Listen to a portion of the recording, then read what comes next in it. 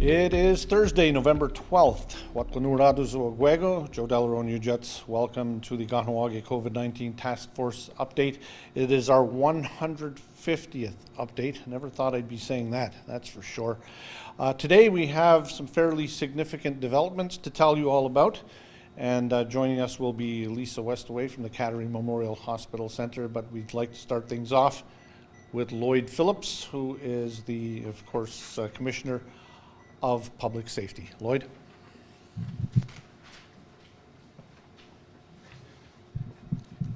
Thank you once again, Joe. Yeah, wow, 150 shows. That's a lot of shows, and unfortunately, I think we'll be here for a little while longer. But for today, what I want to talk about or mention to the community is it's been a real busy week here at the task force, in doing a lot of assessments, a lot of deliberation and on the current state of the pandemic within our community, and looking forward to seeing what maybe could be modified or changed, to make life just a little bit easier for all our people.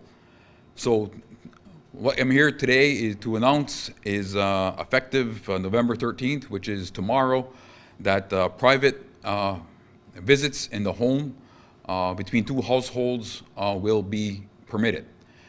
This is being put into place effective tomorrow in response to the high levels of stress and anxiety that exist in the community. So what we're saying here basically is that two households could get together for the purposes of visitation. We didn't want to put a size on the number of people that can gather, but we're basically saying household A, that is people who live together, can visit with household B from another household. And that is obviously ensuring that proper space is available in the home, proper distancing is able to be followed, and hygiene and such. So that is something we felt is significant that we put into place to address some of the concerns that have been raised within the community. No private home gatherings, obviously do not include any type of parties. That's something that we don't want to see. And gatherings, it does not include, again, gatherings of multiple households. We're talking about only two households. And it doesn't include, individuals from multiple households. Like, for example, if you have 3 different family members living in 3 different households, you're not to gather all 3 at the same time. If anything, you have to do that separately. Again, the purpose of that is to minimize the possibility of contacts, and if there is a positive case, that it is easy to contain as much as possible, and also easier to do some contact tracing. No private home visits should not take place if somebody is at risk. Mainly, we're talking about our elders, somebody over 70 years of age, somebody who is immunosuppressed, as well as if you live with somebody who is at risk, or if you're a caregiver of somebody who is at risk. So these are areas that you should not have private gatherings. That is the again, to protect our most vulnerable population.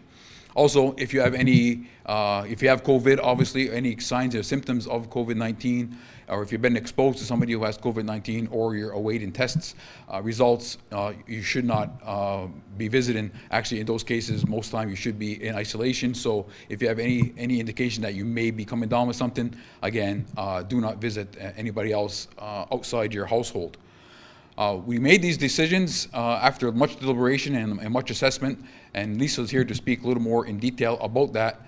But this directive is something that we put into place effective tomorrow, and will remain in effect as long as the conditions allow for it.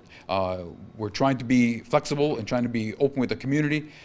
This is something that we feel is okay at this point, but as we've seen, things around the community and outside the community are evolving. So like this directive evolved at this point, it could evolve again in the future. But to explain that a little more and to some more rationale behind it, I'll let Lisa Westaway explain a little more. So with that, thank you very much. Talk to you soon. Thank you. So Just to reiterate, the task force at this time is very conscious of the level of exhaustion and fatigue, stress, anxiety within the community. And as we've mentioned often over the last little while, we are very focused on psychosocial mental well-being as well as our physical health. And that is why we've put this new directive in place. However, it's really very important for us to stress that actually we are still at a very high level of risk in Kahnawake. We see, let's talk firstly about the numbers that are increasing in the communities around us. We see our number of cases at all-time highs in the second pandemic and continuously rising over our weekly averages. But even more concerning are the number of deaths that are increasing, the number of outbreaks that continue to rise in schools around us, in workplaces, and in long-term care facilities as well. And not only in the communities around us, but within the community, we presently have 3 active cases. We are increasing our testing numbers as well. And so we are, again, at an increased level of risk in Kahnawake. However, we know that our mental well-being is important, and therefore we put this directive in place. And we allow you, and because this is what community has mentioned is very important to them, is that we have the ability, we are empowered, we have the ability to make our own personal choices.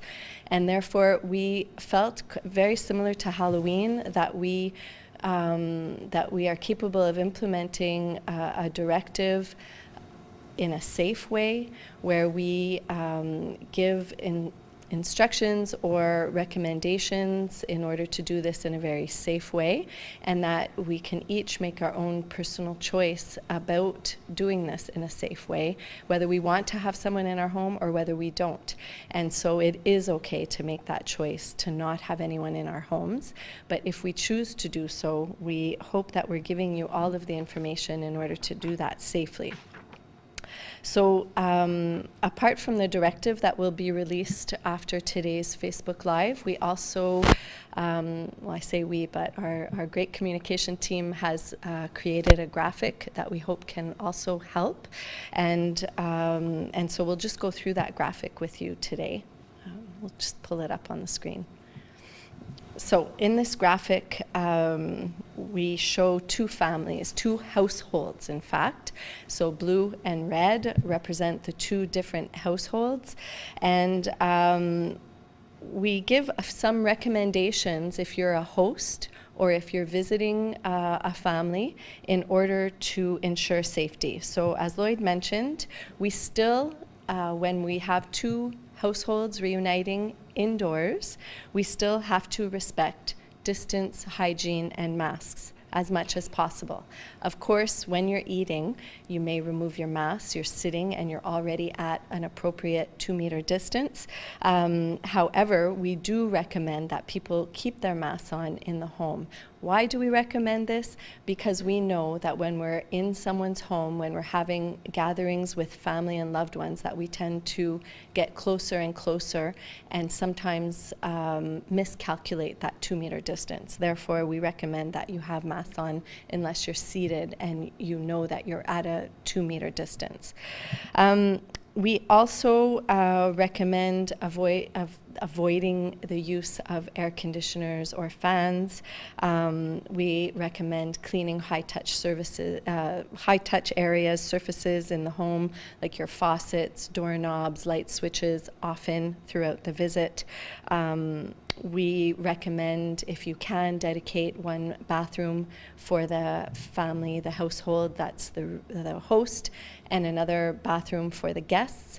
And if you can't do that, after every use, that the high-touch areas are cleaned. We also recommend asking your guests to wash their hands when they first walk in and frequently throughout the visit.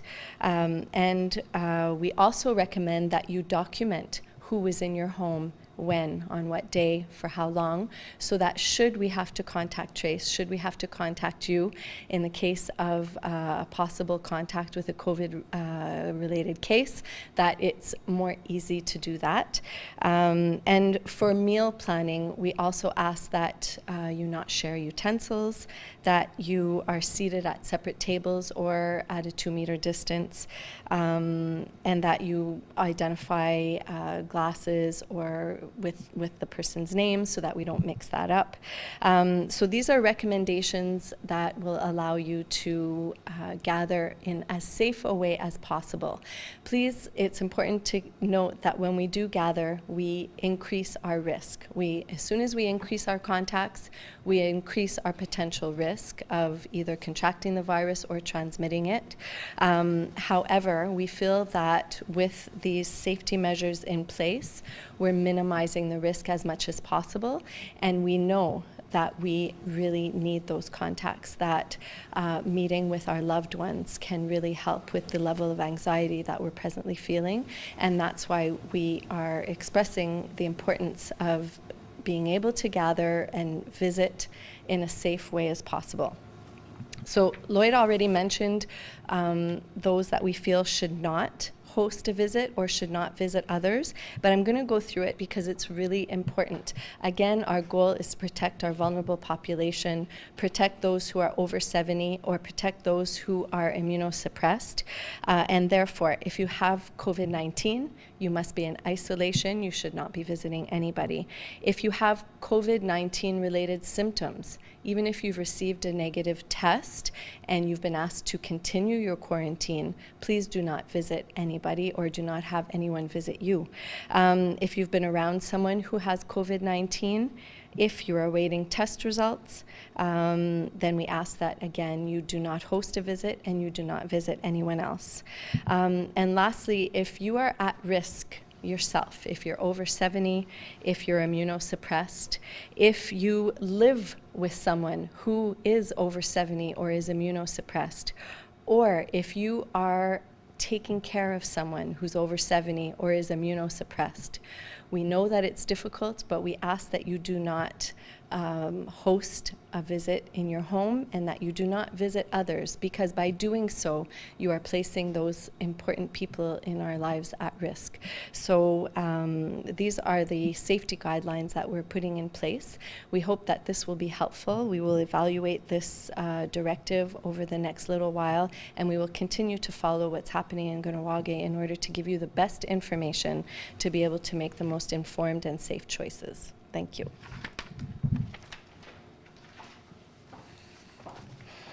All right, thank you very much, Lisa and Lloyd. This, of course, very important development today here in Kahnawà.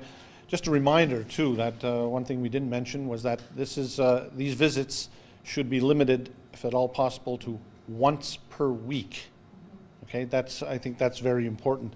Also, something that should be mentioned that continues, and I know that some people, we talked about those who cannot go if we have people who are immunosuppressed and things like that. Don't forget to maybe phone those people and stay in contact with them, whether it's by phone or via the internet or whatever other means that you may, just to make sure that those people aren't forgotten as well.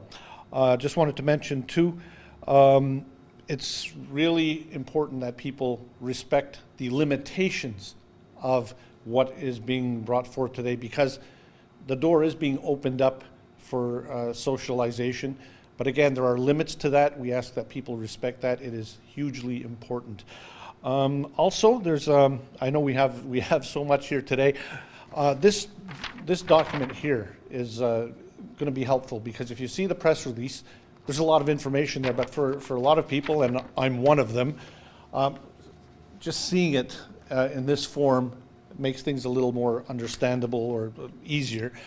We'd suggest that you go to the site, www.kahnawaga911.com, or you can go to kahnawaga.com, and the press release will be there. You can click on, and the attachment is there.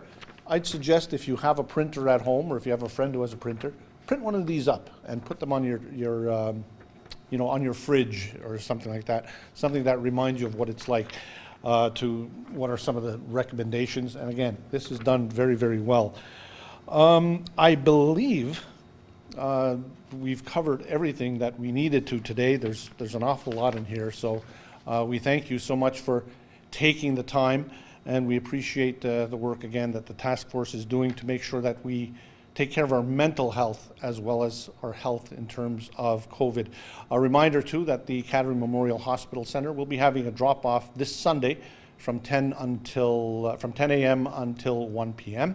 And for details on that, you can go to the KMHC website in terms of what you can bring. We've talked about this in the past. And finally, I guess I'd just like to say happy birthday to my son.